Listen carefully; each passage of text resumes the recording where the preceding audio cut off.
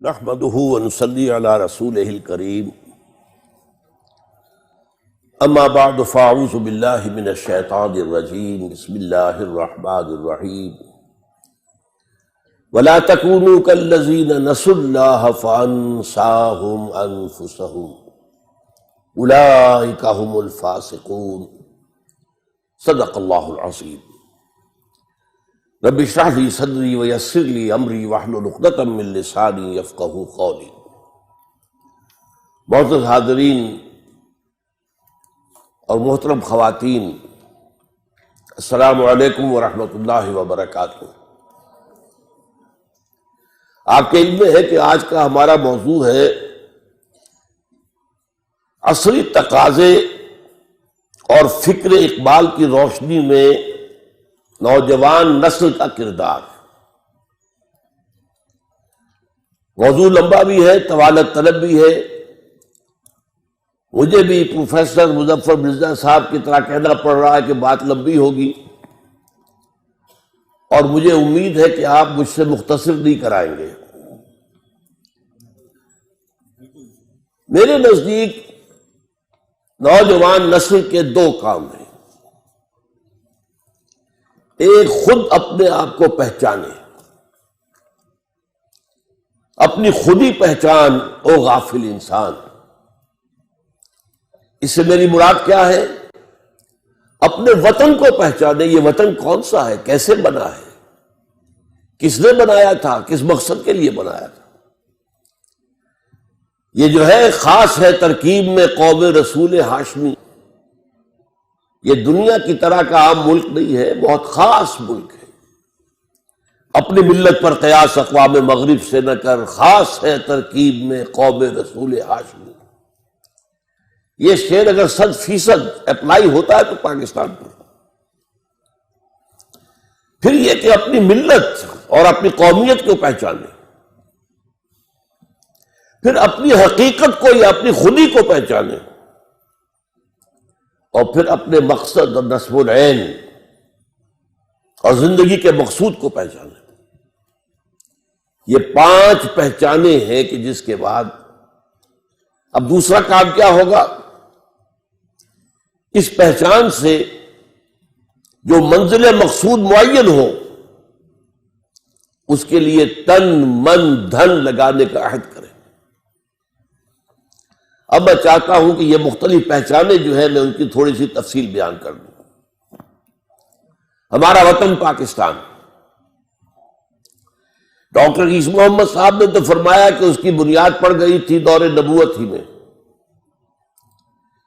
خود قائد اعظم نے ایک مرتبہ فرمایا تھا کہ پاکستان اسی وقت بن گیا تھا جب ہندوستان میں پہلے ہندو نے اسلام قبول کیا۔ عام طور پر تحریک پاکستان میں حضرت مجدد الفسانی رحمۃ اللہ کا کردار، پھر سر سید احمد خاں کا کردار بیان کیا جاتا ہے، لیکن واقعہ یہ ہے کہ پاکستان کے وجود میں آنے میں سب سے بڑا کردار 2 شخصیتوں کا ہے، علامہ اقبال اور قائد اعظم۔ جہاں تک علامہ اقبال کا تعلق ہے، وہ اس ملک کے مجوز بھی تھے، تجویز پیش کرنے والے، مبشر بھی تھے، بشارت دینے والے کہ یہ قائم ہوگا، اور مصور بھی تھے، اس کی نقشہ کشی کرنے والے کہ وہ کیسا اسلام، کیسا پاکستان ہونا چاہیے۔ جہاں تک قائد اعظم کا تعلق ہے، وہ معمار تھے، انہوں نے تعمیر کیا ہے۔ اقبال کی حیثیت آرکیٹیکٹ کی تھی، جس نے نقشہ دیا ہے۔ یہ دونوں کے مابین جو نسبت ہے اس کو ضرور سمجھ لیجیے۔ میں تھوڑی سی وضاحت کر دوں۔ جس جماعت نے پاکستان بنایا اس کا نام مسلم لیگ، وہ 1906 میں قائم ہوئی ہے ڈھاکہ میں۔ 24 برس تک، نوٹ کر لیجیے، 1930 تک مسلم لیگ صرف اشرافیہ کا ایک کلب تھا۔ نواب محسن الملک، نواب اسماعیل خان، نواب زادہ لیاقت علی خان، یہ نوابوں، وڈیروں، بڑے لوگوں اور سرداروں کی جماعت تھی، عوامی جماعت سرے سے نہیں تھی۔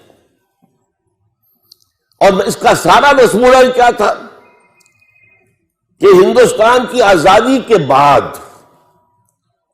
ایسا نہ ہو کہ ہندو اکثریت مسلمان اقلیت کو دبا لے، ایکسپلائٹ کرے، اس کا استحصال کرے، اس کی تہذیب ختم کرے، یہاں تک کہ اس کا مذہب ختم کر دے۔ صرف یہ کہ اپنے آزادی کے بعد اپنے تشخص کا تحفظ اور اپنے حقوق کی حفاظت کے لیے کوشش ہو رہی تھی، بس۔ اور اس کے ضمن میں اتنا بڑا رول پلے کیا ایک شخص نے جس کا نام تھا محمد علی جناح۔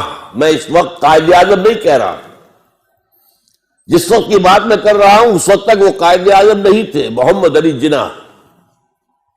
اور نوٹ کر لیجئے، وہ سیکولر خیالات کے حامل تھے، وہ قوم پرست تھے، وہ ہندوستان کی وحدت کے قائل تھے، وہ ہندو مسلم اتحاد کے سب سے بڑے سفیر تھے۔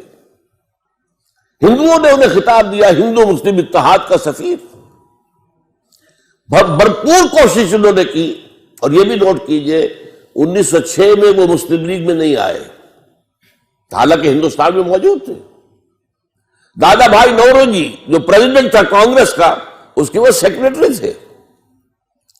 1913 میں جا کر مسلم لیگ میں شامل ہوئے ہیں مولانا محمد علی جوہر کے کہنے پر، لیکن پھر بھی اپنی کانگریس کی رکنیت پھر بھی برقرار رکھی ہے، ڈوئل ممبرشپ، کانگریس کی بھی اور مسلم لیگ کی بھی۔ اور یہ سن 13 سے لے کر 30 تک اندازہ سمجھیے سر توڑ کوشش کی ہے، سر توڑ کوشش کی ہے کہ کسی طرح ہندو انصاف کی طرف آ جائیں، انصاف کی بات مانے، مسلمانوں کے حقوق جو ہے ان کو دینے کے لیے تیار ہو جائیں۔ لیکن ہوا کیا؟ اس کے بعد شدید مایوس ہو گئے ہندو سے۔ ہندو سے کوئی توقع نہیں ہے، یہ انصاف نہیں کرے گا، یہ تو برباد کر کے رہے گا، تباہ کر کے رہے گا مسلمانوں کو۔ اور اس کا یہ نتیجہ نکلا کہ انہوں نے سیاست کو خیر بات کہہ دی، انگلستان جا کر ایک کوٹھی خریدی اور اپنی لیگل پریکٹس شروع کر دی۔ آپ نے ایک نام سنا ہوگا، بہت بڑا نام ہے، اسلام اکرام، شیخ محمد اکرام۔ ان کی 3 کتابیں بڑی یوں سمجھیے کہ کلاسک کتابیں ہیں، آب کوثر، موج کوثر، روض کوثر۔ وہ اسلام اکرام اس وقت پڑھ رہے تھے انگلستان میں، آکسفورڈ میں۔ وہ چل کر آئے ہیں محمد علی جناح کے پاس لندن۔ انہوں نے کہا کہ آپ کیوں ہندوستان چھوڑ آئے؟ وہاں کے مسلمانوں کو تو آپ کی ضرورت ہے۔ یہ جملہ جو ہے محمد علی جناح کا، یہ تاریخی جملہ ہے، ہندوز آر انکورجیبل۔ ہندو میں نے دیکھ لیا، تجربہ کر لیا، میں نے 14 صدی کے تجربے کے بعد میں کہہ رہا ہوں کہ ہندو ناقابل اصلاح ہے، ہندوز آر انکورجیبل۔ اور مسلمانوں کا حال کیا ہے کہ ان کا بڑے سے بڑا لیڈر جو بات مجھ سے صبح کرتا ہے، شام تک گورنر کو یا کمشنر کو پہنچا دیتا ہے۔ تو ایسی قوم کی میں قیادت کیسے کروں؟ یہ میں نے چاہا کہ آپ مسلم لیگ کی تحریک کے 2 ادوار کو تقسیم کر لیجئے 1930 پر۔ 1930 میں اب مسلم لیگ کے افق پر خورشید تازہ کے مانند طلوع ہوئی شخصیت علامہ اقبال کی، جبکہ محمد علی جناح مایوس ہو کر جا کر لندن میں بیٹھ چکے تھے، سیاست سے بے دخل، سیاست سے ہاتھ دھو چکے۔ 1930 کا جو خطبہ تھا علامہ اقبال کا دہلی کا، ابھی آپ نے جو تذکرہ فرمایا، 30 دسمبر سن 1930 الہ آباد، نہرو فیملی کا گڑھ بلکہ گڑھ کہنا چاہیے۔ اس میں آپ نے 2 کام کیے، ایک تو دلائل کے ساتھ ثابت کیا، سوشولوجی کے تمام مسلمات کی روح سے ثابت کیا کہ مسلمان ایک علیحدہ قوم ہے۔ ظاہر بات ہے یہ کام صرف علامہ اقبال کر سکتے تھے، یہ فلسفی کے کرنے کا کام تھا، یہ ثابت کرنا تمدنی اصولوں کے مطابق کہ مسلمان علیحدہ قوم ہے، مسلمان کسی دوسری قومیت میں ضم نہیں ہو سکتے۔ اور نمبر 2، انہوں نے مطالبہ کیا کہ مسلمانوں کو علیحدہ وطن دیا جائے۔ اور اس کے ضمن میں ایک بات جو انہوں نے کہی وہ یہ تھی کہ یہ پروفیسی ہے، نوٹ کر لیجئے یہ لفظ، یہ ڈیسٹنی ہے، یہ میری پیشین گوئی جو ہے تقدیر مبرم ہے کہ ہندوستان کے شمال مغرب میں ایک آزاد مسلمان ریاست قائم ہوگی۔ یہ تجویز نہیں تھی، اگرچہ اسی میں ڈیمانڈ بھی تھی۔ ایک ڈیمانڈ یہ تھی کہ جب تک انگریز یہاں ہے ان علاقوں کو ملا کر ایک صوبہ بنا دیا جائے، یہ پنجاب، سندھ، سرحد، بلوچستان کو ملا کر ایک صوبہ بنا دیا جائے، تاکہ مسلمانوں کے اندر یہ تھوڑی بہت نسلی لسانی جو فرق اور تفاوت ہے رفتہ رفتہ یہ ختم ہو جائے۔ ظاہر بات ہے جب تک انگریز ہے علیحدہ آزاد ملک تو نہیں بن سکتا، لیکن جب انگریز جائے ود ان برٹش امپائر اور ود آؤٹ یا باہر، یہ ایک آزاد ملک بن جائے۔ دوسری بات جو آپ نے کہی، دوسرا خواب جو آپ نے دیکھا وہ کیا تھا کہ اگر ہمیں یہ مل گیا پاکستان، ہمارا پاکستان کا لفظ استعمال نہیں کیا تھا، اگر علیحدہ ملک مل گیا تو ہمیں ایک موقع مل جائے گا کہ اسلام کے چہرے پر جو بدنما داغ اور دھبے آ گئے تھے دور امپیریلزم میں، دور شہنشاہیت میں، ذرا نوٹ کیجیے اس جملے کو سمجھنا ہوگا۔ پہلے اسلام کا ایک دور ہے حضور کا زمانہ اور خلافت راشدہ، اس دور کا اسلام کچھ اور تھا۔ پھر دور ملوکیت کا ہے، بنو امیہ کا اسلام، بنو عباس کا اسلام اور ترکوں کا اسلام، یہ اسلام، سلجوقیوں کا اسلام، مغلوں کا اسلام، صفویوں کا اسلام، یہ اسلام کچھ اور تھا۔ لیکن طویل طور تو انہی کا ہے، دنیا اسلام کو دیکھتی ہے ان کے آئینے میں۔ ہمیں موقع مل جائے گا کہ اسلام کے چہرے سے یہ بدنما داغ اور دھبے ہم دھو دیں اور اسلام کی اصل روح کے مطابق، یہ پھر الفاظ نوٹ کیجئے، اسلام کی اصل روح کے مطابق اور عصر حاضر کے زمانے کے تقاضوں کے مطابق ہم ایک نظام اور ایک دنیا کے اندر ریاست قائم کر کے اسے روشنی کا مینار بنا دے۔ یہ تھا نظریہ پاکستان۔ آج کل ہمارے ہاں بہت سے دانشور ہیں، کالم نگار ہیں، انہوں نے ایک عجیب گمراہ کن بات شروع کر دی ہے، پاکستان کا نظریہ کچھ نہیں تھا، یہ صرف بنی ہوئی بات ہے، گھڑی ہوئی بات ہے۔ یہ بات صحیح ہے کہ پاکستان کا نظریہ 1906 سے نہیں تھا، لیکن 1930 سے تھا، اور چونکہ در حقیقت بات کی مسلم لیگ کو میں کہتا ہوں کہ وہ اصل مسلم لیگ، وہ دور، وہ اقبال کی مسلم لیگ ہے۔ اس لیے اگلی بات میں آپ سے پھر کہوں گا کہ جب علامہ اقبال نے یہ انجیکشن دیا ہے، جو مسلم لیگ کی ایک تحریک تھی، اس میں جو ہے اب یہ انجیکشن دیا احیاء اسلام، ہم تو دنیا میں دوبارہ اسلام کا نقشہ پیش کرنا چاہتے ہیں۔ یہ تو ایک مشنری رول تھا، داعیانہ رول تھا، پیغمبرانہ رول تھا۔ اس رول سے ظاہر بات ہے کہ خون گرم ہوا ہے ملت اسلامیہ ہندوستان کا، اور اس کے اندر وہ جوش پیدا ہوا ہے جو علامہ اقبال کی شاعری سے بھی بہت پہلے پیدا ہو چکا تھا، شاعری کے ذریعے۔ لیکن اب آپ علامہ اقبال گئے ہیں 1932 میں لندن، تیسری گول بیس کانفرنس، اس میں محمد علی جناح شریک نہیں تھے، لندن میں تھے لیکن چونکہ سیاست چھوڑ چکے تھے لہذا اس گول بیس کانفرنس میں نہیں تھے، علامہ اقبال گئے تھے۔ وہاں انہوں نے وہ جو خطبہ اقبال تھا اس کی جو ہے ریزوننس ہو چکی تھی، وہاں پر رمزے میکڈونلڈ اس وقت کا وزیر اعظم تھا انگلستان کا، اس نے یہ الفاظ کہے ہیں، تاریخی الفاظ، A poet has destroyed our dreams of united India۔ ایک شاعر، علامہ اقبال کی طرف اشارہ کر رہا ہے، ایک شاعر نے ہمارے جو خواب تھے کہ ہندوستان واحد رہے، متحد رہے، ہمارے سارے خواب پریشان کر لیے، توڑ پھوڑ کر رکھ دیے۔ یہ رمز میکڈونلڈ کے اپنے الفاظ، اتنا زور تھا اس خطبہ الہ آباد کے اندر، اور اس سے وہ جوش و خروش مسلمانوں میں پیدا ہو گیا تھا کہ پرائم منسٹر آف برٹن یہ کہہ رہا ہے، A poet has destroyed our dreams of a united India۔ بہرحال اسی موقع پر حضرت علامہ اب محمد علی جناح سے ملاقات کرتے ہیں، ان کے جسم میں بھی وہی انجیکشن لگاتے ہیں کہ دیکھو اب تک تم نے صرف مسلمان اشرافیہ کے ساتھ بات کی ہے، ایلیٹ کے ساتھ بات کی ہے، عوام میں آؤ، اور نمبر 2 صرف حقوق کا تحفظ نہ کرو، یہ ڈیفینسو انداز ہے. آفینسو انداز لو، ہم اسلام غالب کریں گے، اسلام قائم کریں گے، اسلام نافذ کریں گے، عہد حاضر کی جدید ترین اسلامی ریاست قائم کریں گے. یہ انجیکشن ہے جو 1930 میں مسلم لیگ کو لگا، 1932 میں قائد اعظم کو لگا، پھر اس کے کچھ عرصے کے بعد اور لوگوں نے بھی کوششیں کی. نوابزادہ لیاقت علی خان نے بھی کہا آپ آئیے واپس. بہرحال اس کے بعد جب آئے ہیں محمد علی جناح، پھر انہوں نے آ کر اسلام کا راگ الاپا ہے. پھر انہوں نے ہندوستان کے شہر شہر میں، قریے قریے میں، بستی بستی میں جا کر، میں تو یہ کہتا ہوں انہوں نے اسلام کی قوالی گائی ہے. قوالی میں کیا ہوتا ہے؟ حال آ جایا کرتا ہے. واقعہ یہ ہے کہ ہندوستان کے مسلمانوں کو حال آ گیا، تمام ہندوستان کے جمع ہو گئے مسلمان مسلم لیگ کے جھنڈے تلے، اور 1940 میں آ کر پاکستان کے ریزولوشن تلے سب.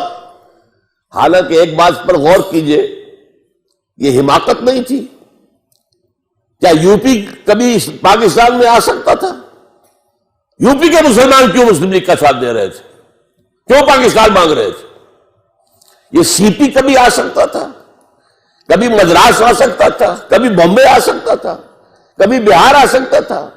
کبھی راجستھان آ سکتا تھا؟ ہرگز نہیں. پھر یہ پاگل پن نہیں تھا؟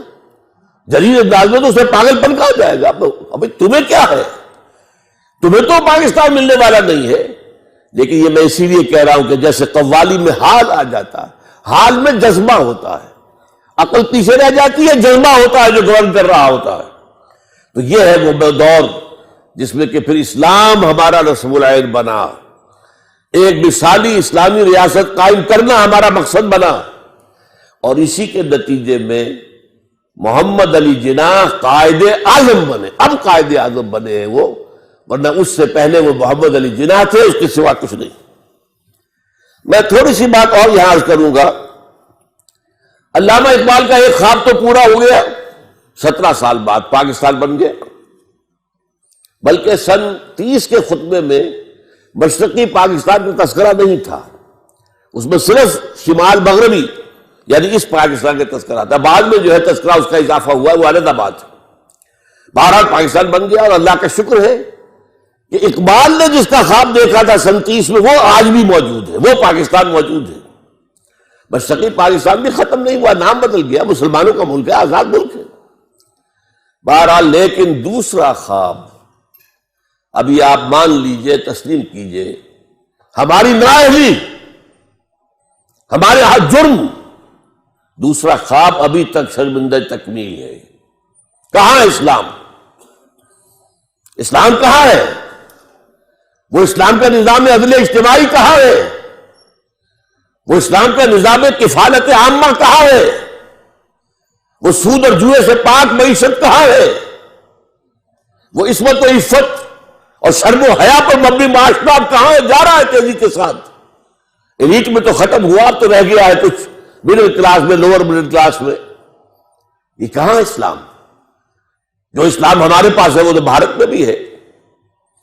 ظاہر بات ہے، نمازیں وہاں بھی ہیں، مسجدیں وہاں بھی ہیں، حج کی فلائٹس وہاں بھی جاتی ہیں. کو کیا کمی ہوا اس اسلام میں جو ہمارے پاس ہے؟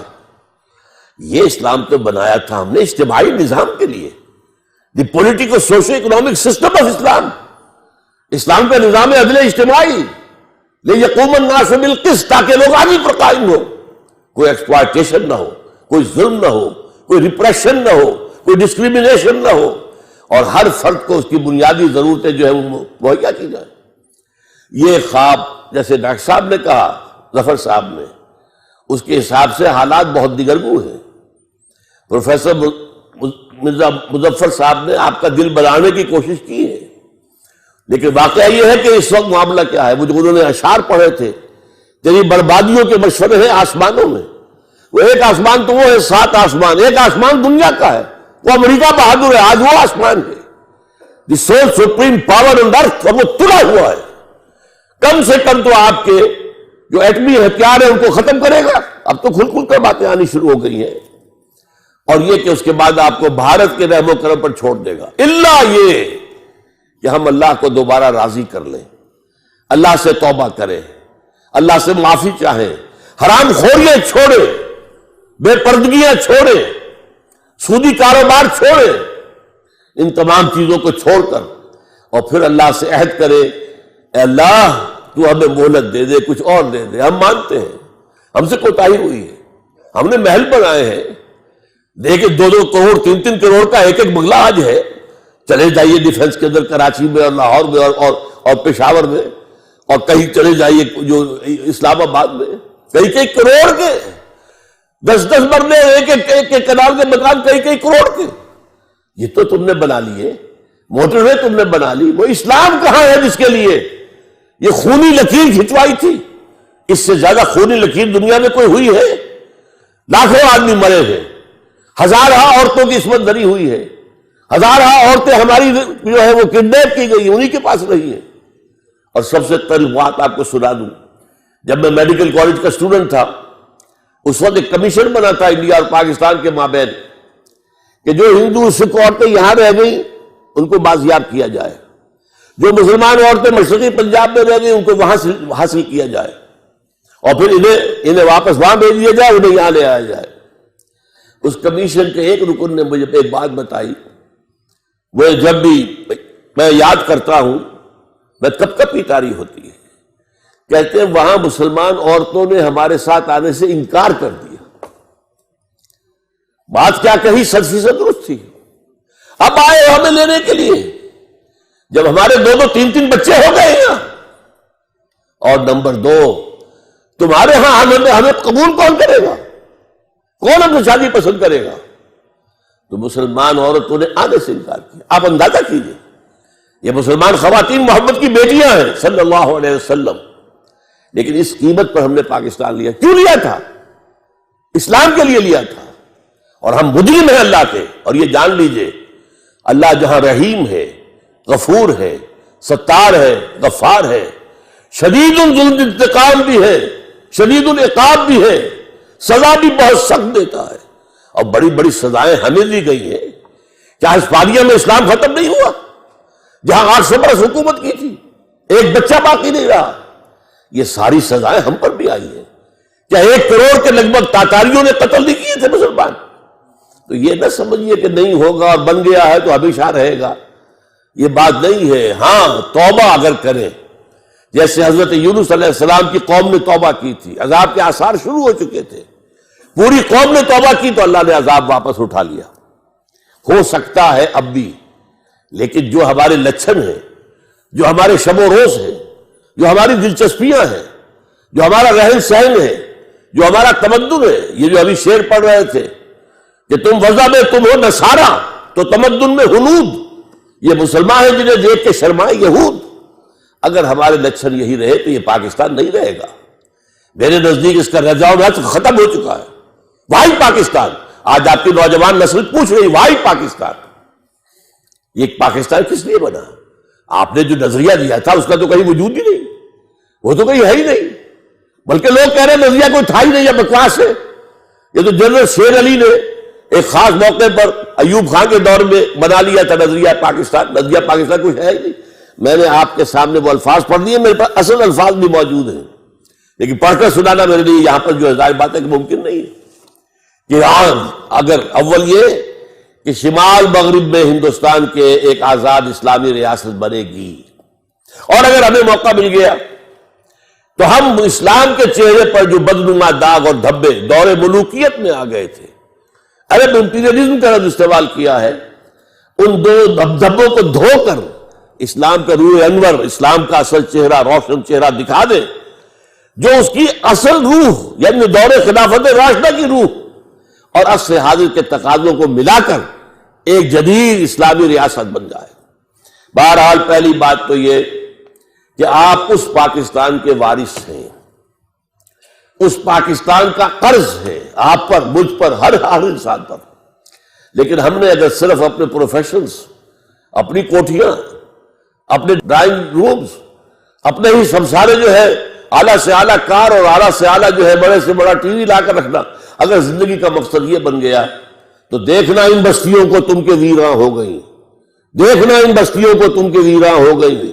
یہ جو اشعار پڑھے تھے ڈاکٹر صاحب نے وہ صحیح ہے بالکل، تمہاری داستان تک بھی نہ ہوگی داستانوں میں. آپ کے جو تھنک ٹینک ہے امریکہ میں بیٹھے ہوئے وہ کہہ رہے ہیں 2015 کے بعد کوئی پاکستان نہیں ہوگا نقشے کے اوپر. جیسے کہ آپ کو معلوم ہے پچھلی صدی میں 2 عظیم سلطنتیں مٹ گئی. شروع میں سلطنت عثمانیہ، دی گریٹ آٹومان امپائر، پہلی جنگ عظیم کے بعد ختم. نسیم منسیہ یہ بھی نہیں پتا کہاں ہوتی تھی. اور آخر میں آ کر اس صدی میں USSR، دی گریٹ USSR ڈیزولوڈ. آج کو بتا سکتا ہے کہاں کہاں تھا وہ؟ تو یہ سمجھ لیجئے ہو سکتا ہے، لیکن بچنے کی ایک ہی شکل ہے، اور وہ شکل یہ ہے توبہ. اگر قوم مجموعی طور پر توبہ کرے. بہرحال یہ جان لیجئے جو میں نے عرض کیا تھا، ایک نکتہ اور عرض کر کے پھر میں اگلی بات پر چلوں گا. یہ جو 2 شخصیتیں ہیں، پاکستان کے وجود میں آنے کا زیادہ بڑا صحرا اقبال کے سر ہے. مجوز وہ، مبشر وہ، مصور وہ، آرکیٹیکٹ وہ. قائد اعظم جو ہے نوٹ کر لیجئے، اب اپنی جگہ پر ان سے بہت محبت ہے، ہم بہت احسان مند ہیں ان کے، لیکن نہ وہ مفکر تھے، نہ وہ فلسفی تھے، نہ وہ مصنف تھے، نہ ان کی ابتدائی تعلیم و تربیت میں دین کا دخل تھا. جیسا کہ ابھی پروفیسر مرزا صاحب نے آپ کو بتایا، وہ صوفی نور محمد، شیخ نور محمد ان کے والد صوفی، انہوں نے جس طریقے سے بات کہی ہے کہ بیٹے جب قرآن پڑھو تو سمجھو گے یہ تم پر نازل ہو رہا ہے. اسی کو پھر بعد میں اقبال نے پیش کیا شعر میں، تیرے ضمیر پہ جب تک نہ ہو نزول کتاب، گرہ کشا ہے نہ راضی نہ صاحب کشاف. یہ تمہارے اوپر اترنا چاہیے. یہ تفسیروں کی وجہ سے سمجھنے کی بات چیز نہیں ہے. بہرحال میرے نزدیک ان 2 شخصیتوں میں اہم تر علامہ اقبال کی ہے، لیکن اس کے بعد اس میں کوئی شک نہیں. قائد اعظم، ایک سیاستدان، ایک دور اندیش سیلس مین، پھر نہایت کھرا آدمی، نہایت سچا آدمی، تسنع آس پاس بھی نہیں. مسلمانوں کا لیڈر بننے کے لیے یہ نہیں کیا کہ داڑھی رکھ لیں تاکہ مسلمان جو ہے وہ ان کو بھی اپنا ایک لیڈر بنا لیں. اس وقت تک تو علماء ہوتے تھے لیڈر، اور تو کوئی لیڈر تھا ہی نہیں. لیکن وہ داڑھی مڈے کے داڑھی مڈے رہے، انہوں نے کبھی بھی مذہبی لبادہ نہیں اوڑھا. لیکن آج تک کوئی شخص یہ نہیں کہہ سکا کہ جناح نے جو بات اس وقت کہی تھی اس کے بعد اس نے اس سے بدل گیا. اسٹریٹ فارورڈ انسان، جو باطن میں ہے وہی ظاہر میں ہے، جو دل میں ہے وہی زبان پر ہے. اور یہی بات ہے اصل میں. مجھے یاد آ گیا تو میں سنا دوں واقعہ آپ کو. پیر جماعت علی شاہ صاحب، پنجاب کے بہت بڑے پیر، وہ مسلم لیگ میں شامل ہوئے. ان سے ایک شخص نے کہا، حضرت یہ آپ اتنے بڑے شیخ طریقت، اولیاء اللہ میں سے، اور آپ نے داڑھی مڈے کے ہاتھ پر بیعت کر لی. غور کر لیا آپ نے سوال کو. اب جواب سنیے، اس کو آپ سمجھیے کہ آب زر سے لکھے جانے کے قابل. پیر جماعت علی شاہ صاحب نے فرمایا، نہیں بھائی میں نے کوئی بیعت نہیں کی ہے، میرا تو ایک مقدمہ ہے، ہندو قوم کے ساتھ میرا مقدمہ ہے. مجھے چاہیے ایک وکیل، اور وکیل میں چاہیے 2 باتیں، ماہر ہو اور نمبر 2 بکنے والا نہ ہو. یہ 2 اوصاف ہے محمد علی جناح کے اندر. میں نے اس لیے اسے اپنے قومی مقدمے کا وکیل بنایا ہے، اس کے ہاتھ پر کوئی بیعت نہیں کی ہے.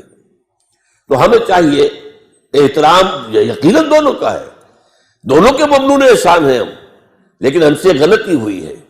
جب بھی ہم نظریات پاکستان کی بنیاد کی بات کرتے ہیں تو زیادہ اہمیت قائد اعظم کو دے دیتے ہیں. ان کے اقوال، ان کی تقاریر، ان کی کوئی کتاب تو ہے ہی نہیں، کوئی مرتب فکر ان کا ہے ہی نہیں، نہ وہ مصنف ہے، نہ مفکر ہے، نہ فلسفی ہے، کچھ بھی نہیں. وہ تو ایک ٹھیک ہے ان کی تقاریر ہے اور ان کے بیانات ہیں، وہ ہوتے تھے موقع کے مطابق، ایک ہر جگہ پر جو ہے اس کے وقت کے اعتبار سے وہ جگہ کے حساب سے بیان دے رہے ہیں. اس اعتبار سے ان دونوں میں ہمیں فرق کرنا چاہیے کہ زیادہ زیادہ ہم انڈیٹڈ ہے ٹورڈز علامہ اقبال، اگرچہ ہم انڈیٹڈ ہے ٹورڈز قائد اعظم بھی. اب آئیے دوسری بات. یہ تو میں نے پاکستان کی بات کی ہے. ہماری ملت اور قومیت کون سی ہے، اس کی پہچان کیا ہے؟ نوٹ کر لیجئے، ہم نہ نسل کی بنیاد پر قوم ہے، نہ لسانی بنیاد پر قوم ہے، نو ریشیل نیشنلزم، نو لنگوسٹک نیشنلزم. اور اس کی جگہ ایک تیسری شے جو آج کی دنیا میں پچھلی صدی میں ایجاد ہوئی، ٹیریٹوریل نیشنلزم، وطنی قومیت، اس وطنی قومیت کی کلی نفی کر کے ہم نے پاکستان بنایا۔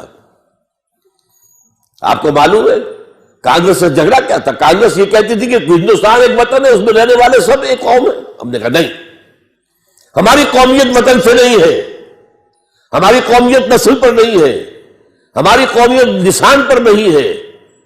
اس کے اوپر جو نظم لکھی ہے علامہ اقبال نے، اس دور میں میں اور ہے جام اور ہے جم اور، ساقی نے بنا کی روش لطف و ستم اور، تہذیب کے غازل نے ترشوائے صنم اور مسلم نے بھی تعمیر کیا اپنا حرم اور، ان تازہ خداؤں میں بڑا سب سے وطن ہے، جو پیرہن اس کا ہے وہ مذہب کا کفن ہے۔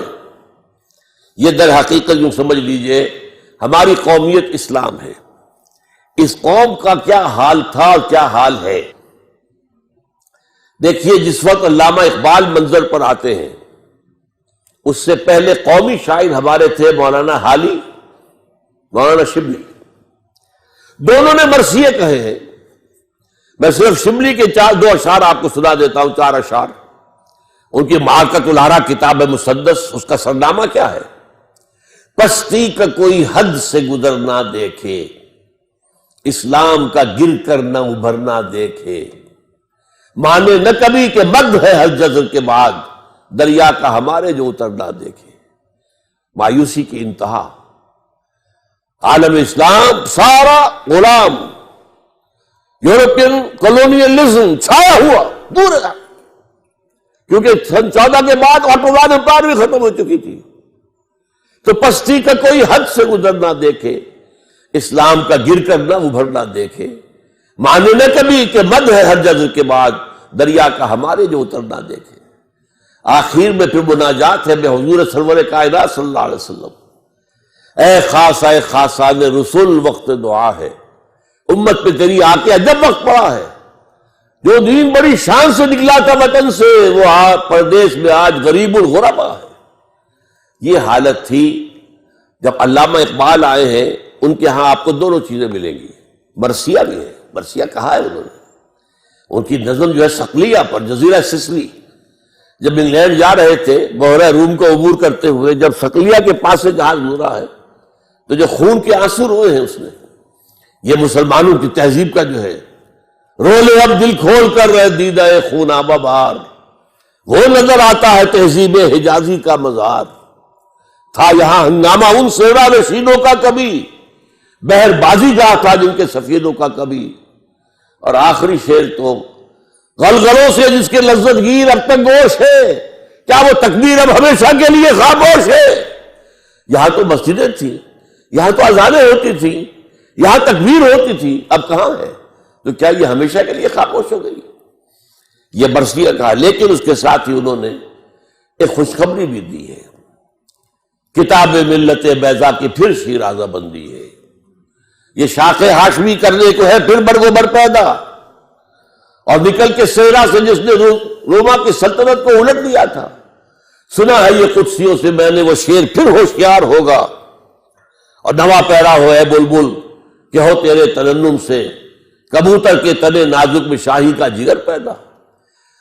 حضرت علامہ امت مسلمہ کی وحدت کے سب سے بڑے نقیب، سب سے بڑے علمبردار، ان کے ہاں یہ سب کچھ ہے، لیکن یہ کہ آخر میں آ کر جس طرح ان کا دوسرا خواب 1930 کا شرمندہ تعمیل ہے آج تک، اسی طرح یہ دوسری بات بھی آج تک تشنہ تکمیل ہے۔ علامہ اقبال کو ماننا پڑا تھا اپنے لیکچرز کے اندر کہ اس وقت کوئی امت مسلمہ بالفعل موجود نہیں ہے۔ دیکھیے اس کا خواب دیکھا تھا، ایک ہوں مسلم حرم کی پاسبانی کے لیے، نیل کے ساحل سے لے کر تا خاک کاشغر، اور تہران ہو اگر مشرق، اگر عالم مشرق کا جنیوا، شاید قرۂ عرض کی تقدیر بدل جائے، لیکن یہ کہ کہنا پڑا کہ اس وقت کوئی امت مسلمہ نہیں ہے۔ No one امت مسلمہ is present at this time. Instead we have a number of nations. مسلمان اقوام ہیں، اقوام ہیں، وہ اقوام آج جو ہے وہ ملکوں کی شکل اختیار کر چکے۔ نمبر آف مسلم کنٹریز، ایک تو نہیں ہے، وحدت تو نہیں ہے، مرکزی نظام کوئی نہیں ہے. ان کی وحدت کا نشان خلافت ہوتی تھی، وہ بھی ختم ہو چکی. کہیں بھی نہیں OIC وغیرہ جو ہے وہ کیا ہے، بیٹھے نشستن گفتن و برخاستن. عربوں کا حال کیا، 30 کروڑ کے قریب عرب، اور ان کے سینے کے اندر خنجر بھوکا ہوا ہے اسرائیل کا. کیوں نہیں کر سکتے، بول نہیں سکتے. پھر بھی اسی امریکہ کے جو ہے غلام ہے کہ جس کا بغل بچہ ہے، وہ جس کا اڈاپٹڈ سن ہے اسرائیل، جس کو کہا حضرت علامہ نے کہا تھا، حضرت قائد اعظم نے، دی illegitimate child of the West، یہ حرامی بچہ ہے مغرب کا اسرائیل، illegitimate child of the West. آج وہ جو ہے سینے میں پیوست ہے اور جو چاہتا کرتا ہے، دلدلاتا ہے. تو معلوم ہوا کہ وہ خواب جو ہے امت کی تجدید کا، وہ بھی ابھی کہیں بھی آس پاس بھی اس کے آثار نہیں. اب یہ 2 کام میں نے گنوا دیے ہیں آپ کو. یہ لیگیسی ہے علامہ اقبال کی. ایک، اس پاکستان کے اندر اسلامی نظام قائم کرنے کے لیے جد و جہد اور تن من دھن اس کے لیے لگا دینا. کیریئر سالمی رکھیے، یہ کھانے کمانے کا مشغلہ ہے. میں تو کہا کرتا ہوں کہ ایک موچی بیٹھا ہوا سڑک کے اوپر جوتیاں گانٹتا ہے اور کچھ پیسے کھاتا ہے، کماتا ہے، رات کو کھاتا ہے. ایک سرجن جو ہے پیٹ چاک کر کے پھر بعد میں سی دیتا ہے. فرق کیا ہے؟ وہ بھی روزی کما رہا ہے، یہ بھی روزی کما رہے ہیں. یہ مقصود نہیں ہے، یہ زندگی کا نصب العین نہیں ہے. نصب العین اللہ کی رضا، اللہ کے دین کا غلبہ، اس کے لیے جد و جہد، اس کے لیے صحابہ اور حضور کے طرز پر کوشش، یہ ہے کہ جس کو ہمارے ذمہ قرض ہے. اب آئیے چند باتیں میں ذرا جلدی چاہوں گا. علامہ اقبال کے جو اور احسانات ہم پر ہیں. سب سے پہلے علامہ اقبال نے بہت صدیوں کے بعد یہ تصور دیا کہ اسلام صرف مذہب نہیں ہے، دین ہے. ہمارا مذہبی طبقہ اس پر مطمئن ہو چکا تھا. مذہب بس عقیدہ ٹھیک ہو، نماز روزہ ہو اور حج کرائیں اگر استطاعت ہے، طواف کر لیا کرے، عمرہ کر لیا کرے، اگر رمضان کے اندر اعتکاف کا موقع مل جائے، باقی سور نہیں کھانا، سود نہیں کھانا. بس یہ تصور کہ اسلام دین ہے، نظام ہے، نظام عدل اجتماعی ہے، سسٹم آف سوشل جسٹس ہے، یہ ختم ہو چکا تھا. یہ اقبال ہے جس نے دوبارہ ریوائو کیا ہے.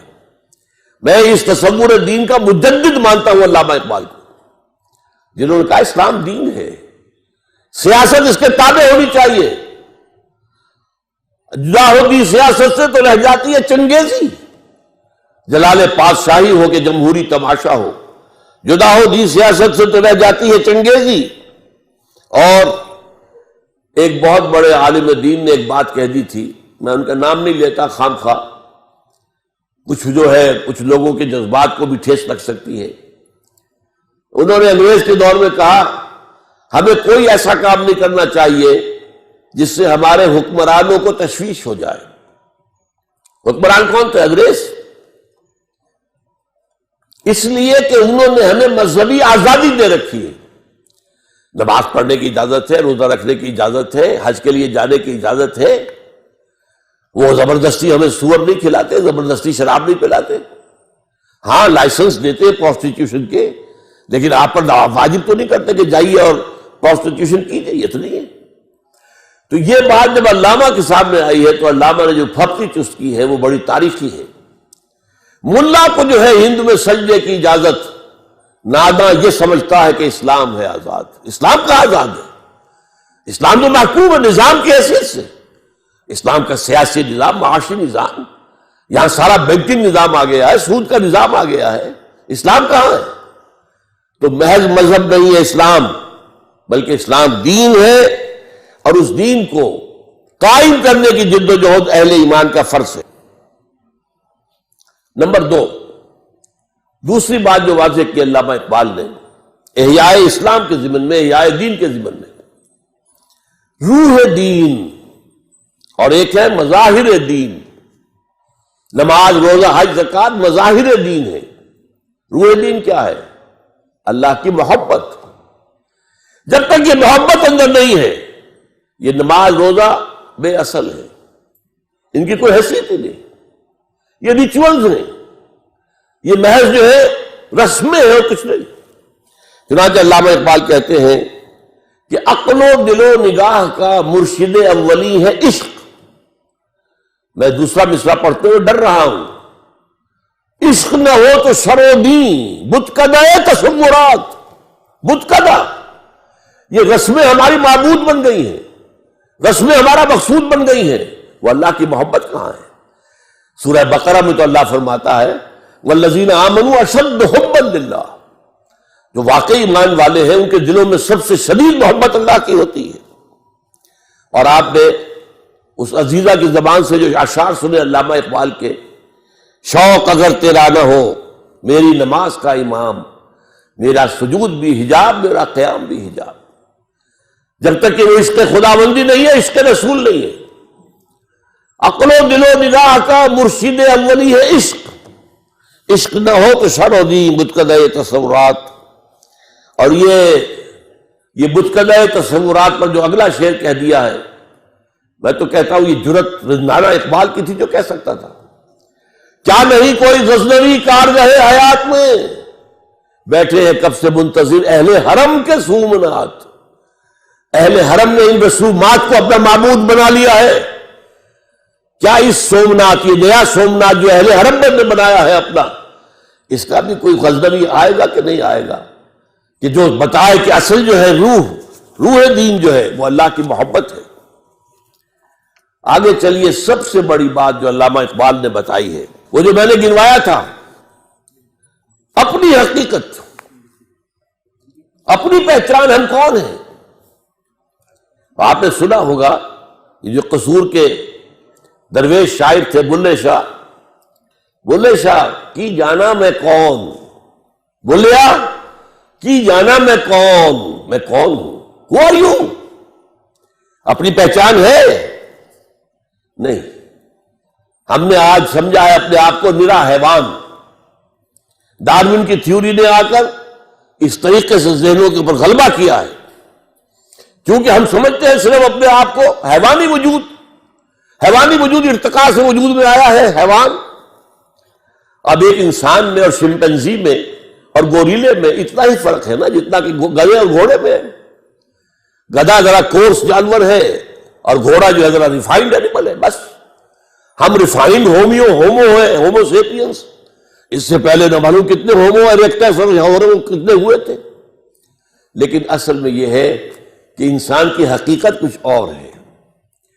انسان دو وجودوں سے مرکب ہو کر بنا ہے، وجود حیوانی، وجود روحانی۔ روح، یہ روح ہے جس کی بنا پر یہ مسجود ملائک بنا۔ دو جگہ قرآن میں، سورہ ہجر میں، سورہ صاد میں فرشتوں سے کہہ دیا تھا اللہ نے کہ میں مٹی سے ایک بشر بنانے والا ہوں، انی خالق البشر من صلصال من حمأ مسنون فاذا سویتہ ونفخت فیہ من روحی فقعوا لہ ساجدین۔ جب میں اسے تیار کر لوں اور اس میں اپنی روح میں سے پھونک دوں تو پڑنا اس کے سامنے سجدے میں، گر جانا سجدے میں۔ وہ تو اصل روح ہے، وہ روح ہے جو ہم ہیں، اصل حقیقت ہماری۔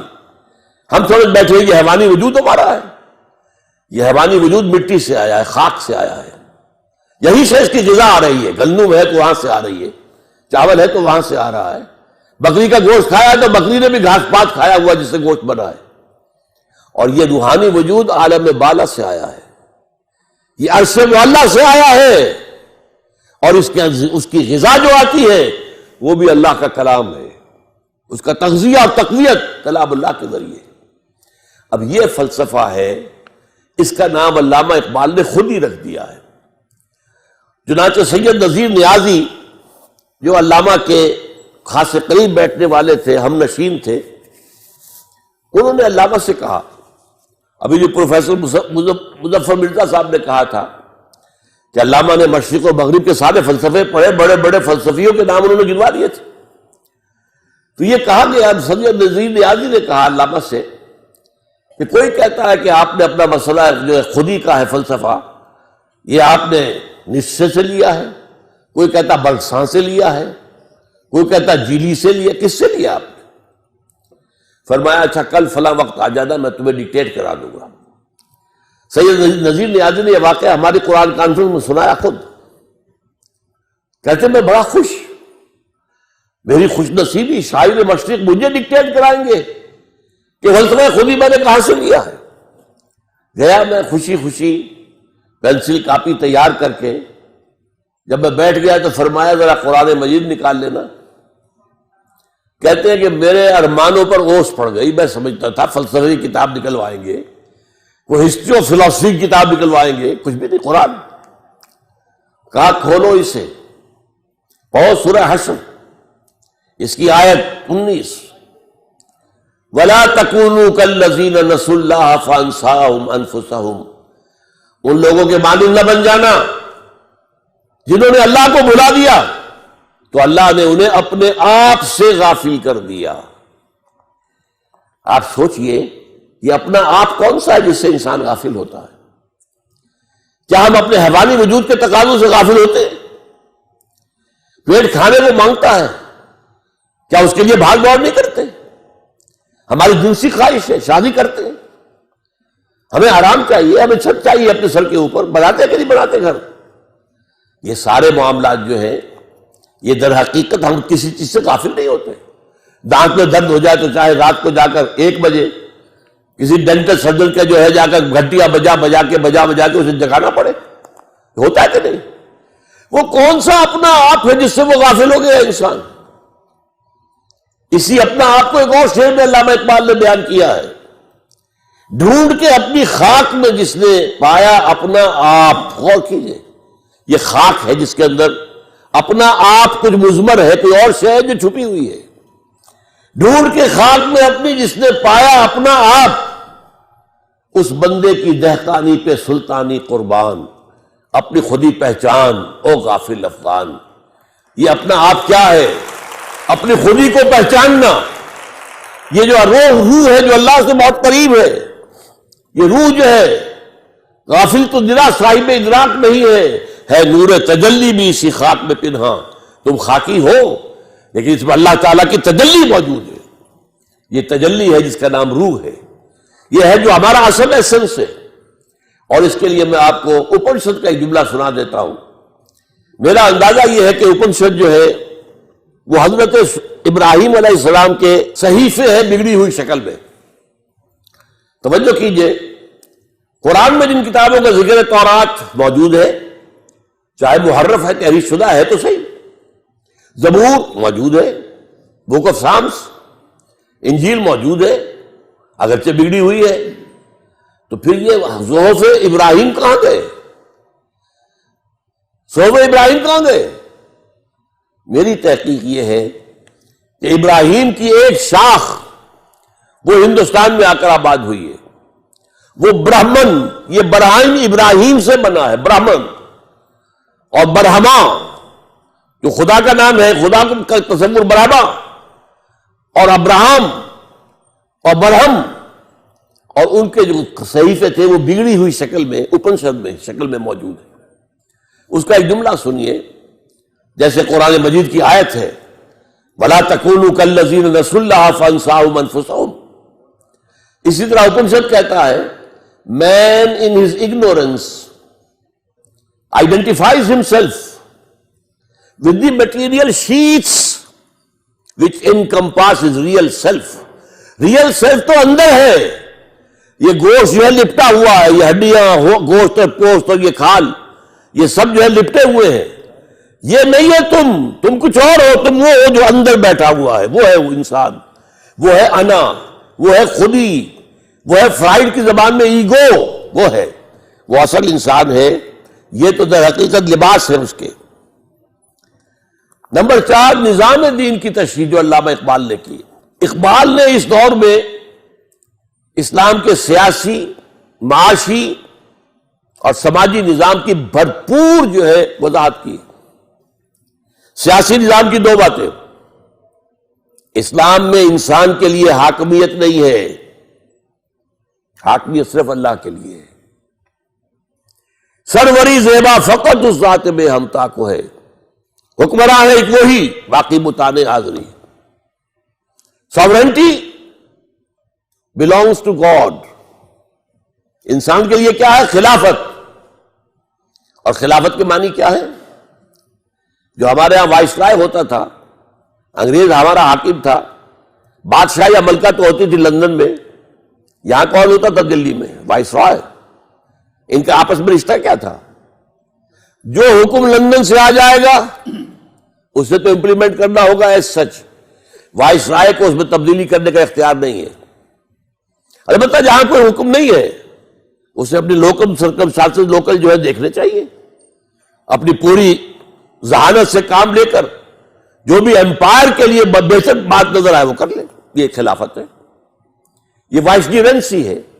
مین is the vicegerency of God, man is not the roller.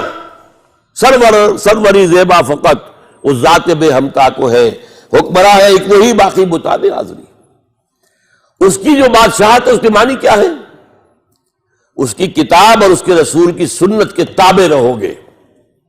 جہاں ان دونوں کا حکم ہے سر تسلیم خم، جہاں حکم نہیں ہے یہ امرہم ہے، اللہ نے تمہارے اوپر چھوڑ دیا ہے.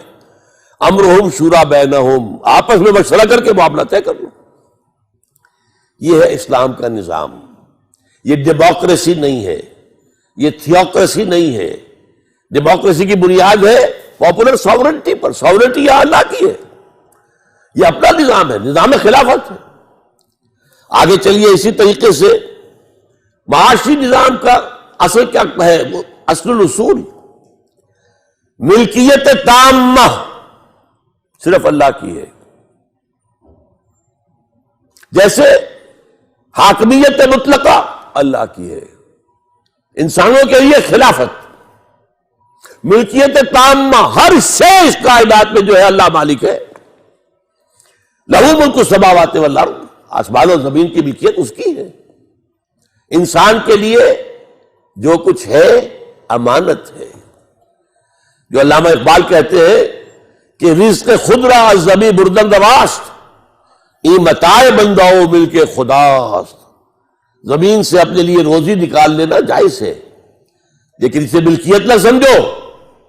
یہ متاع بندہ، بندے کے لیے استعمال کی چیز ہے، مل کے خداست، اور یہ خدا کی ملکیت ہے. یہ تو اس پچھلی صدی میں اقبال نے کہا ہے نا، 700-800 سال پہلے شیخ سعدی کہہ چکے ہیں، ای امانت چند روزہ نزد باست، در حقیقت مالک ہر شے خداست. جو بھی ہمارے پاس ہے، آپ غور کیجئے، ہم اپنے جسم کے مالک نہیں ہیں. یہ جسم بھی ہمارے پاس امانت ہے، یہ ہاتھ بھی اللہ کی امانت ہے. اسی اللہ کی مرضی کے کام میں استعمال کرو گے، اللہ کی مرضی کے خلاف استعمال نہیں کرو گے. یہ تمہارے پاؤں، یہ اللہ کی امانت ہے.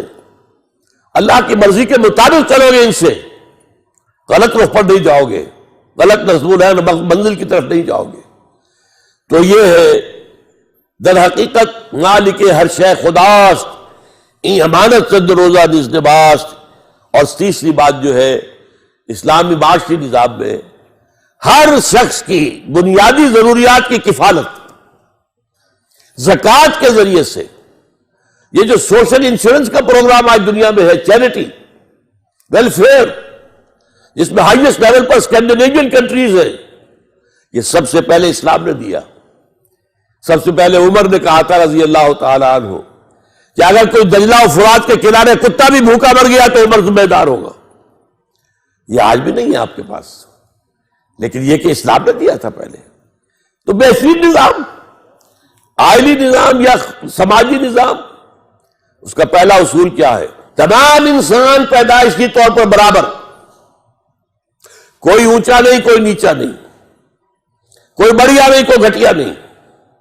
نوٹ کر لیجیے میری بات کو. پیدائشی طور پر گورا کالا ایک، مشرقی مغربی ایک، قریش اور حبشی ایک، سب ایک، مرد اور عورت ایک، کوئی فرق نہیں ہے. مرد افضل نہیں ہے عورت سے، نوٹ کر لیجئے. ایک اعتبار سے، انتظامی اعتبار سے بات اور ہوگی، وہ بات میں بتاؤں گا میں، لیکن پیدائشی طور پر all human beings by birth are absolutely equal. اس کے بعد فرق کیسے پڑتا ہے؟ وہ ایکوائرڈ کریکٹر سے پڑے گا. آپ نے علم زیادہ حاصل کیا ہے، آپ افضل ہو گئے. آپ نے نیکی کا کام زیادہ کیا ہے، آپ افضل ہو گئے. آپ متقی زیادہ ہیں، ان اکرمکم عند اللہ اتقاکم، آپ متقی اوپر ہو گئے. ایک پیدائشی طور پر کوئی فرق نہیں ہے انسانوں کے اندر. اور یہ جو میں نے آپ سے کہا، جب نظام خاندان بنتا ہے، اس میں ظاہر بات ہے عورت اور مرد ویسے برابر ہیں. ہیومن آنر، ہیومن رسپیکٹ، اس سب میں برابر ہے. ہیومن بینگز ہے، ایک ہی باپ کے نطفے سے ہے بیٹا بھی اور بیٹی بھی، اور ایک ہی ماں کے رحم پہ پرورش پائی ہے بیٹے نے بھی بیٹی نے بھی. فرق کیسے ہو جائے گا؟ کوئی فرق نہیں. ہاں when they enter into a marriage contract, now they are not equal. شادی ہو گئی، آپ کو ادارہ بنانا ہے. ایک ادارے کے دو سربراہ برابر کا اختیار رکھنے والے نہیں ہو سکتے. سوچئے آپ کے کالج کے دو پرنسپل ہو سکتے ہیں؟ کسی مینیجنگ کمیٹی کے دو چیئرمین ہو سکتے ہیں؟ دو مینیجنگ ڈائریکٹر ہو سکتے ہیں؟ امپاسبل. انتظامی اعتبار سے فرق ہو جائے گا. الرجال قوامون علی النساء، لیکن یہ انتظامی معاملہ ہے بس. یہ نہیں ہے کہ عورت کمتر ہے اور مرد جو ہے وہ برتر ہے، عورت افضل مفضول ہے اور مرد جو ہے افضل نہیں. پھر یہ کہ اس سماجی معاملے میں اللہ تعالیٰ کا نظام جو ہے، جو جس کی اقبال نے کی ہے، حافظ ناموس زن، مرد آزما مرد آفری. پورا نظام کیا ہے؟ یہ سیگریگیشن آف سیکسز اسلام نے جو دیا، جو آج ہمارے یہاں نہیں ختم ہو رہا ہے. یہ ہمارے ہاں سطر اور پردے کے احکام جو ختم ہو رہے ہیں تیزی کے ساتھ. یہ جو گھر کی چار دیواری ہے، یہ قلعہ ہے ایک، اب جو ختم ہو رہا ہے. اب تو گھر وہ بنتے ہیں جن میں چار دیواری ہے ہی نہیں. وہ تو در حقیقت سامنے سے بھی کھلا، پیچھے سے بھی کھلا ہے. پہلے وہ گھر بنتے تھے چاروں طرف تعمیر، درمیان میں صحن، اور یہ نہیں ہوتا تھا کہ اگلے مکان سے وہاں کوئی جان صحن کے اندر کہیں کوئی جو نگاہ پڑ جائے، نہیں، ممکن ہی نہیں. تو یہ نوٹ کیجئے، یہ ہے وہ نظام کے جو دیے ہیں، جو ان کا تذکرہ کیا علامہ اقبال نے. اب اگلی بات، ویسے اب میں جلدی ختم کر رہا ہوں، آپ گھبرائے نہیں. علامہ اقبال انقلاب کا بہت بڑا داعی ہے. میں اس کا صرف آپ کو دو ہے ایک بڑی نظم کے کا ایک سٹینزا سنا رہا ہوں. خواجہ از خون رگے مزدور سازد لال ناب، از جفائے دے خدایاں کشت دہقانہ خراب. انقلاب انقلاب ہے انقلاب. خواجہ یعنی سرمایہ دار، خواجہ از خون رگے مزدور، وہ اپنے مزدوروں کی رگوں میں دوڑنے والے سرخ خون سے. خواجہ از خون رگے مزدور سازد لال ناب، یہ جو شام کو شراب پی رہا وہ کہاں سے آئی ہے؟ یہ مزدوروں کی رگوں کا دوڑتا ہوا خون ہے جس سے شراب کشید کی گئی ہے. از جفائے دے خدایاں کشت دہقانہ خراب، جاگیرداروں زمینداروں ان کے ظلم کی وجہ سے دہقان کی کھیتی خراب ہے.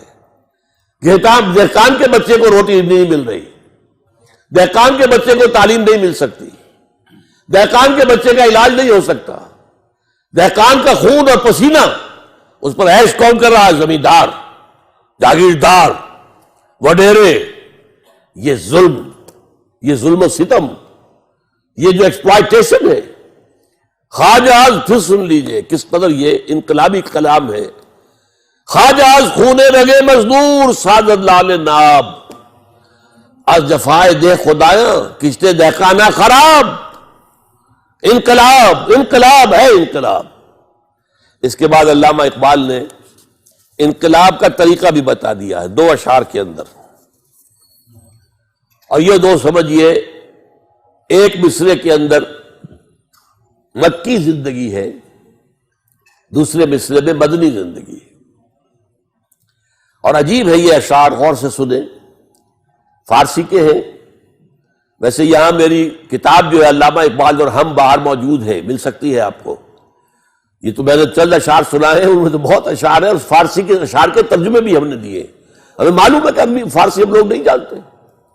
وہ موجود ہے، علامہ اقبال اور ہم نامی کتاب باہر موجود ہے، آپ لے سکتے ہیں. اقبال کہتے ہیں کہ گفتند جہان ماں آیا بے تمہیں سازد.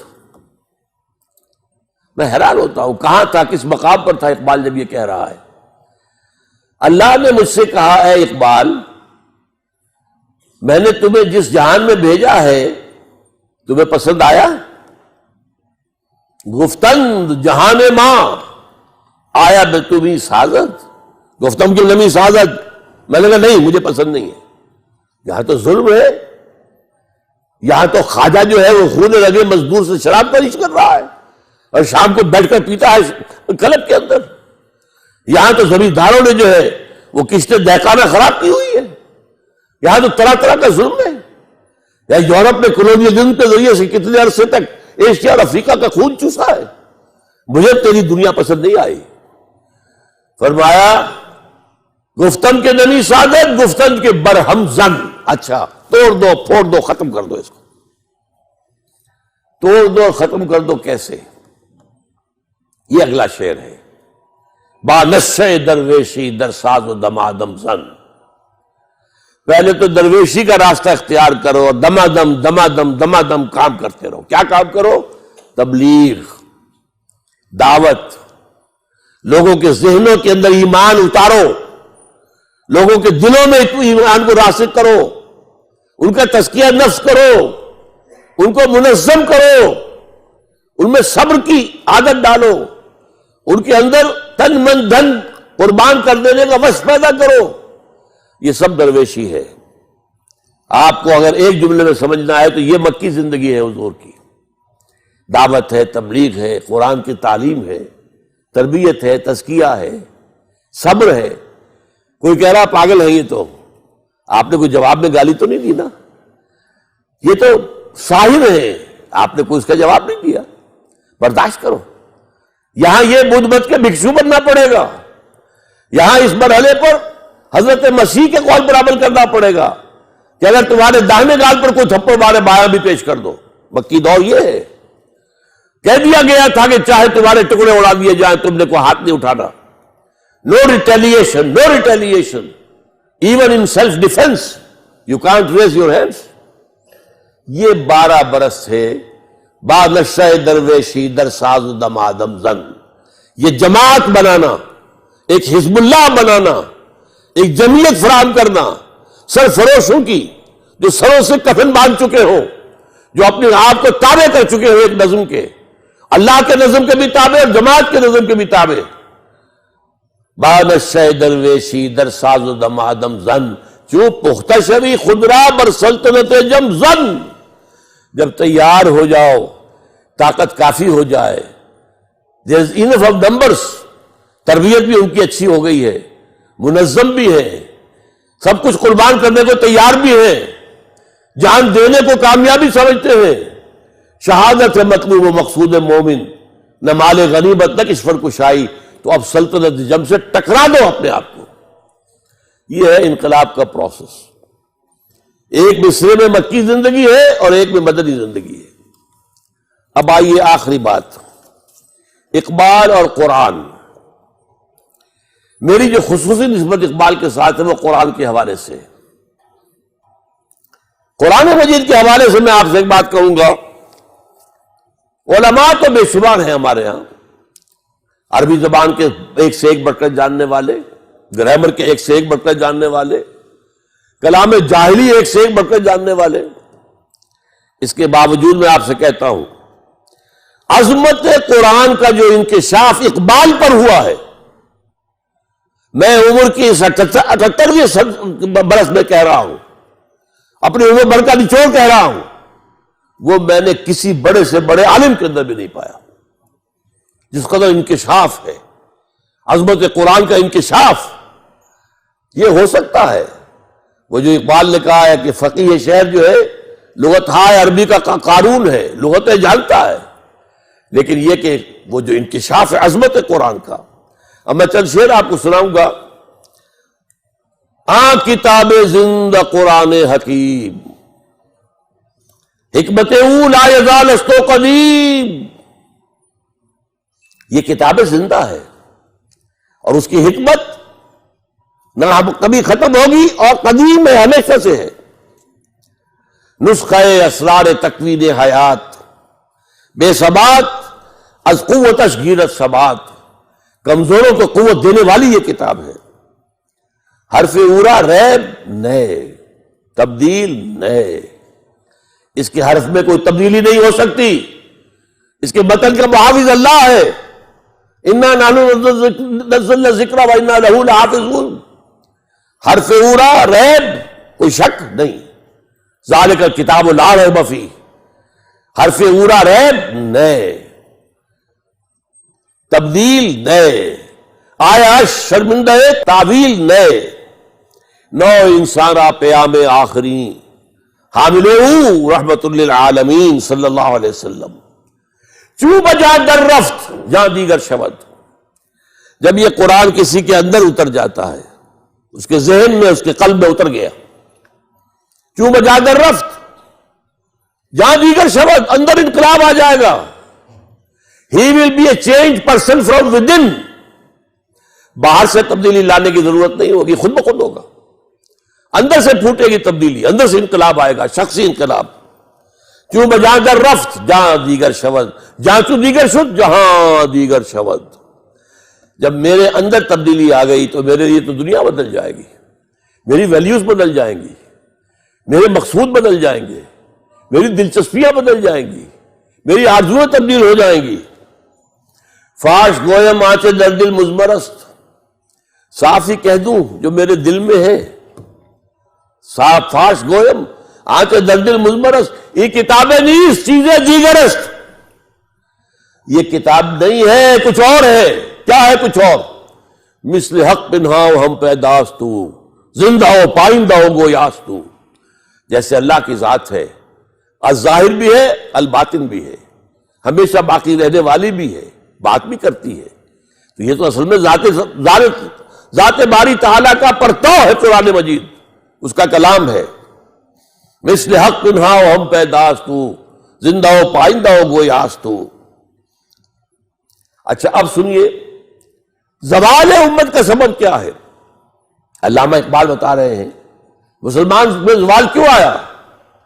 فرماتے ہیں خار از محجوری قرآن شدی، بلکہ اردو کا شعر پہلے سن لیں، اس کے بارے میں میرے ایک واقعہ بھی ہے بچپن کا، بتاؤں گا آپ کو۔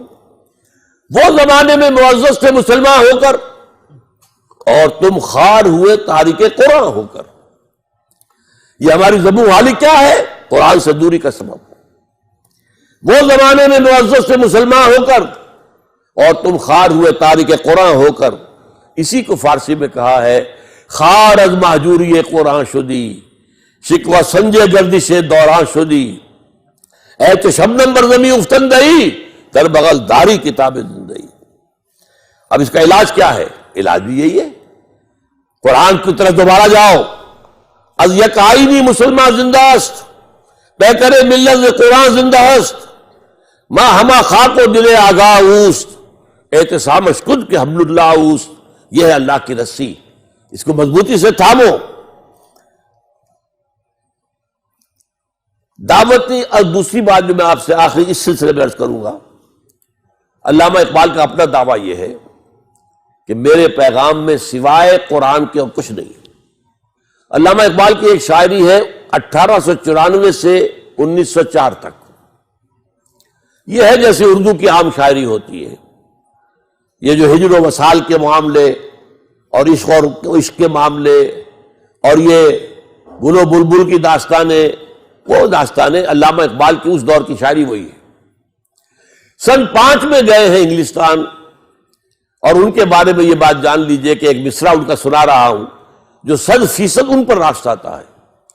مسلمان کو مسلمان کر دیا طوفان مغرب نے، مغرب میں جا کر انہوں نے جس تہذیب کو دیکھا ہے، جس تمدن کو دیکھا ہے، اس کا رد عمل پیدا ہوا ہے، انہیں اسلام یاد آیا ہے۔ ان کی ابتدائی تعلیم و تربیت میں جو اسلام تھا، باپ اور ماں کی طرف سے جو اسلام ملا تھا، وہ اسلام جاگا ہے، اس کے اندر ایک طاقت پیدا ہوئی ہے۔ اس کے بعد کی شاعری ان کی جو ہے آخر دن تک وہ قرآن ہی کی ترجمانی ہے، وہ ترجمان حقیقت میں دعویٰ کرتے ہیں، اور ان کا دعویٰ میں آپ کو سنا رہا ہوں۔ ان کی حضور سرور کائنات صلی اللہ علیہ وسلم یہ اشعار ہیں، اگر دلم آئینہ بے جوہر است، اے حضور صلی اللہ علیہ وسلم اگر میرے دل کا آئینہ جو ہے اس میں چمک نہیں ہے، روشنی نہیں ہے، ورب حرفم غیر قرآن مزمرست، اور اگر خدا نہ خواستہ میری شاعری میں قرآن کے سوا کوئی اور چیز آ گئی ہے، پردہ ناموس سے فکرن چاک کن، میرے فکر کے ناموس اور اس کی عزت، اس کا پردہ پھاڑ کے پھینک دیجئے۔ ای خیابہ راز خارن پاک کن، اس شاہراہ کو گویا کہ پھر میں کانٹے کے مانند ہوں، مجھے اٹھا کے پھینک دیجئے۔ اور اس کے بعد آخری بات کیا ہے؟ روز محشر خار و رسوا کن مرا، قیامت کے دن مجھے ذلیل و خوار کر دیجئے گا، بے نصیب از بوسہ پاک کن مرا، اور مجھے اپنے قدم بوسی سے محروم کر دیجئے گا۔ کتنی بڑی بد دعا اقبال دے رہا ہے اپنے آپ کو، کس بات پر؟ اگر میرے پیغام میں قرآن کے سوا کچھ آیا ہے۔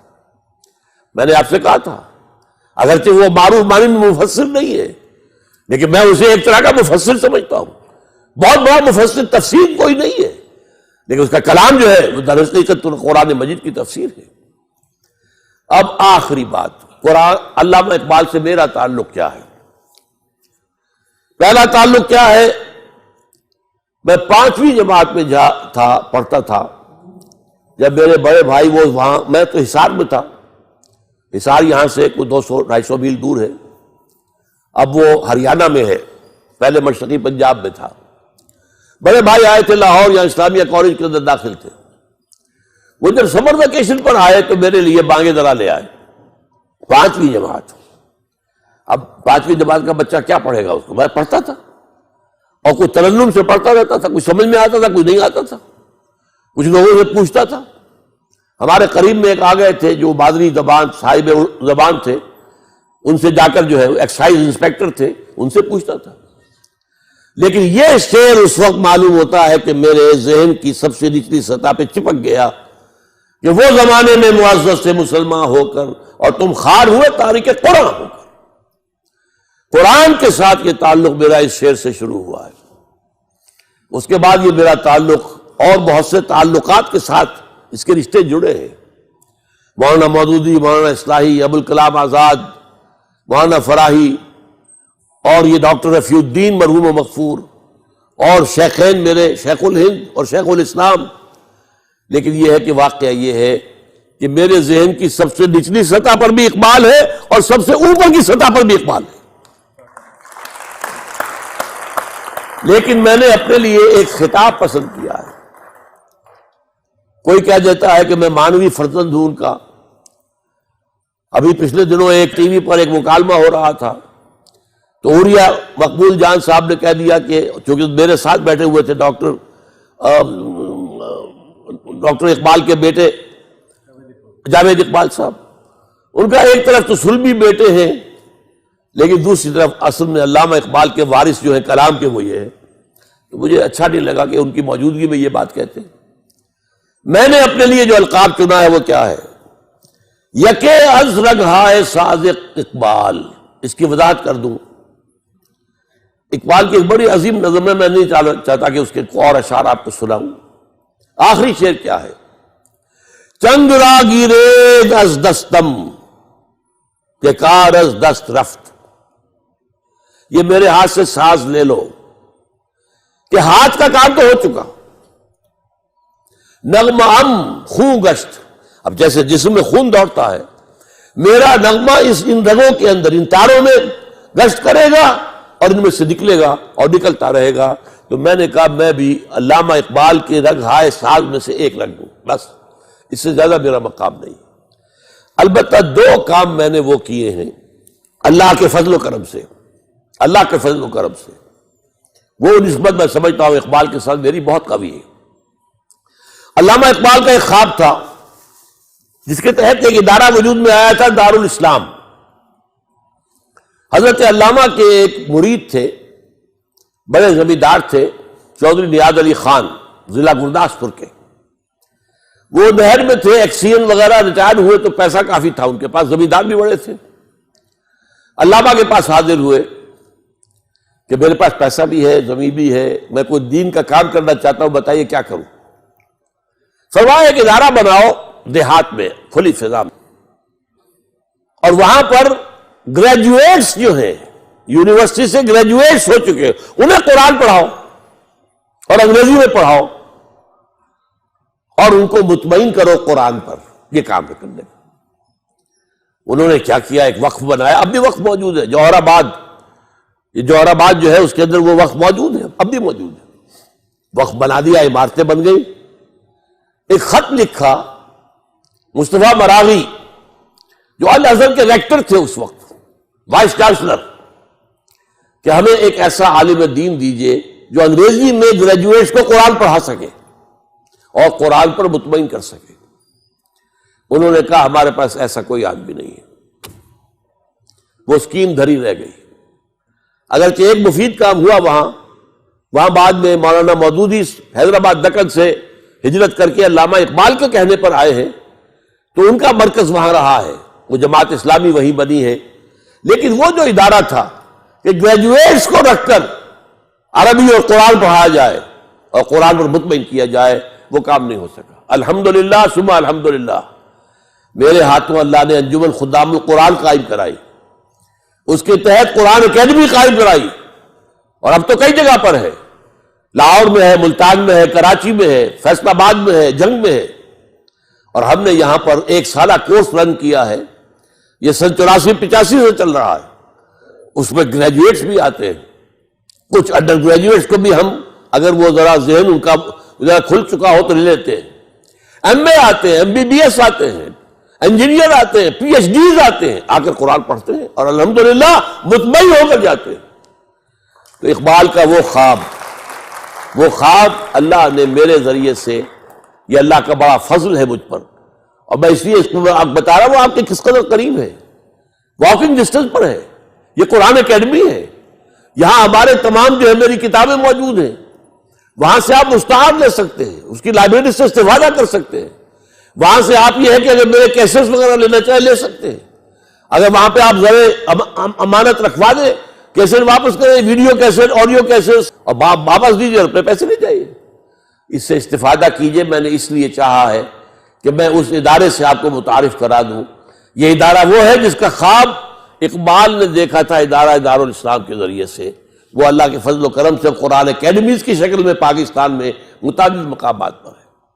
اور دوسری بات دیکھیے, علامہ اقبال نے مسلم لیگ کے لیے قائد اعظم کو تجویز کیا, قائد اعظم کو لیڈر بنایا, ان کے ساتھ عام کارکن کی حیثیت سے کام کیا. یہ ان کا جو ہے رول اپنی جگہ ہے, لیکن ساتھ ہی ان کے دل میں خواہش بار بار آتی رہی, اور وہ یہ کہ ایک قومی تحریک کے نتیجے میں تو قومی ریاست بنے گی. مسلم لیگ قومی جماعت تھی. اب قوم میں زانی بھی تھے, شرابی بھی تھے, بدماش بھی تھے, اچھے بھی تھے, نیک بھی تھے, تہجد گزار بھی تھے, نماز روزے کے پابند بھی تھے, سبھی تھے نا. آپ کو معلوم ہے ریڈ لائٹ ایریا کے چودھری بھی اس میں تھے, اور وہاں پر بہت سے لوگ جو اس قسم کے مسلم لیگ کے صدر بھی بن جاتے تھے. ایسی جماعت سے تو اسلام نہیں آ سکتا. اسلام تو آتا ہے وہ بادشاہ درویشی والا اسلام. جب تک ان منازل سے نہ گزرے اسلام نہیں آئے گا. یہ تصور تھا جس کے تحت 1932 میں, 30 میں تو خطبہ علامات تھا, 1932 میں ڈاکٹر ظفر الحسن ہوتے تھے علی گڑھ یونیورسٹی کے head of the department of philosophy. انہوں نے خط لکھا کہ آپ نے یہ اتنا بڑا فسوق تو ہمارے اوپر پھونک دیا ہے, اسلام کے احیاء کا جذبہ, اس کے لیے جماعت کون سی ہوگی. یہ تصور اس وقت سے پک رہا تھا. اس کے بعد خط و کتابت ہوئی ہے.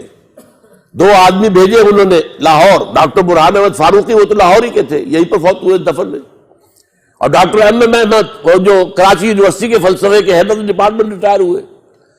بہرحال اس کے نتیجے میں ایک جماعت بنانے کا فیصلہ ہوا.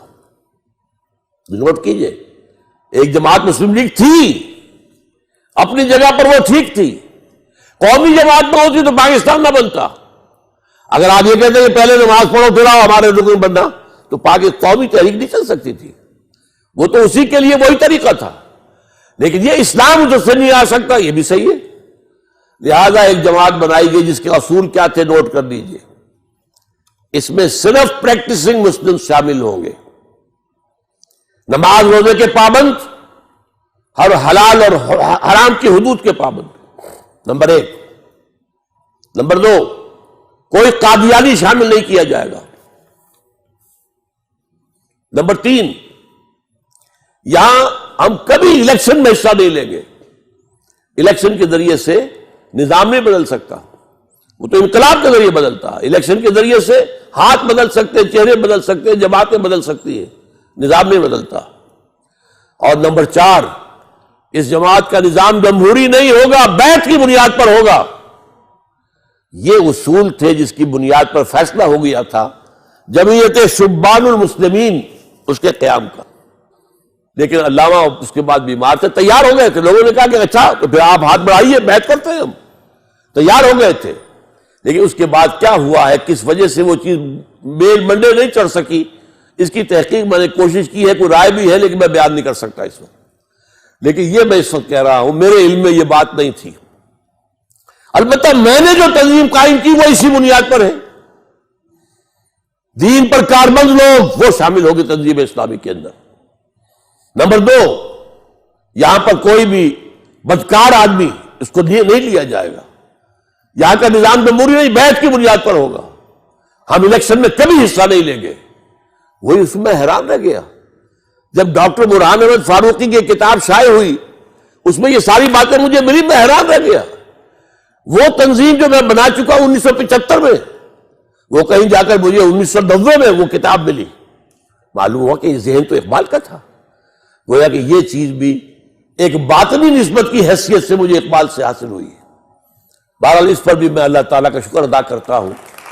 یہ تنظیم اسلامی کے نام سے کہ انقلابی جماعت بننے کی کوشش کر رہے ہیں، اور یہ ابھی اس مکی دور میں ہے، ابھی تیاری کے دور میں ہے، ابھی تعداد بھی ہماری کم ہے، زیادہ نہیں ہے، لیکن اللہ کا فضل ہے کہ میری زندگی انہی 2 کاموں میں، یہ اس کا حاصل ہے، یہ اس کے ثمر ہیں، یہ درخت کے پھل ہیں۔ اللہ تعالیٰ ان کو قبول فرمائے، اور آپ حضرات کو بھی اگر میری آج کی گفتگو سے کوئی جذبہ ابھرا ہو، اقبال کی لیگیسی، اقبال کا چھوڑا ہوا کام، اقبال کے خواب، پاکستان کا خواب، امت مسلمہ کی نشرت ثانیہ کا خواب، ان چیزوں کے لیے اپنے آپ کو وقف کرے۔ ان صلاتی و نسکی و محیایا و مماتی للہ رب العالمین لا شریک لہ وبذالک امرت وانا اول المسلمین وآخر دعوانا ان الحمد للہ رب العالمین۔